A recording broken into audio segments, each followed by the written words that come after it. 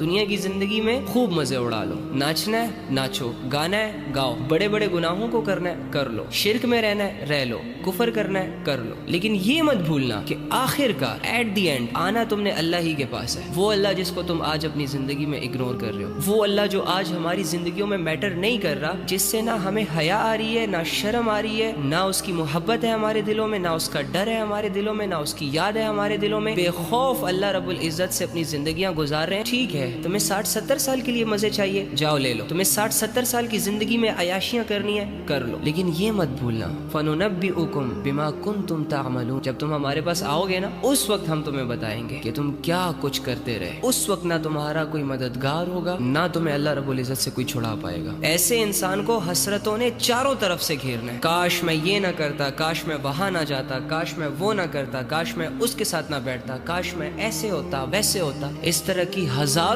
حسرتوں نے ایک انسان کو گھیرنا ہے مرنے کے بعد، جب اللہ اسے اسی کے کیے گئے تمام اعمال کھول کھول کر دکھائے گا جو وہ بھول چکا تھا، لیکن اللہ تو بھول سے پاک ہے۔ تو ایسی حسرتوں سے بچنے کے لیے، ایسے غم اور پریشانیوں سے بچنے کے لیے ضروری یہ ہے کہ تم اپنی زندگی اپنے اللہ کے بتائے ہوئے طریقوں پر گزارو، اس کے علاوہ تمہارے پاس کوئی آپشن نہیں ہے۔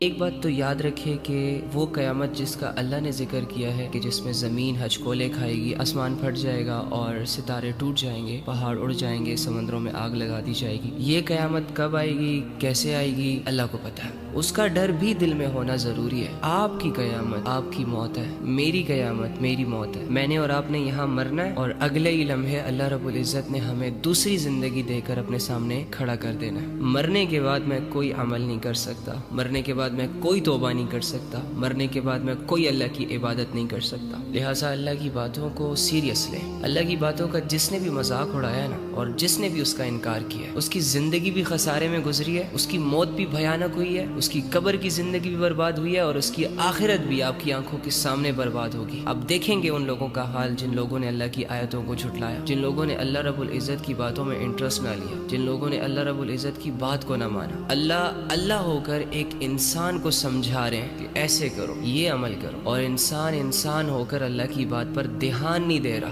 اللہ فرما رہے ہیں ارے لوگو، تمہاری یہ سرکشی، یہ گناہ تمہارے اپنے ہی خلاف پڑ رہی ہے۔ تم جو بھی بدعمالیاں کر رہے ہو، یہ تم اپنے حق میں برا کر رہے ہو، کسی کا برا نہیں کر رہے۔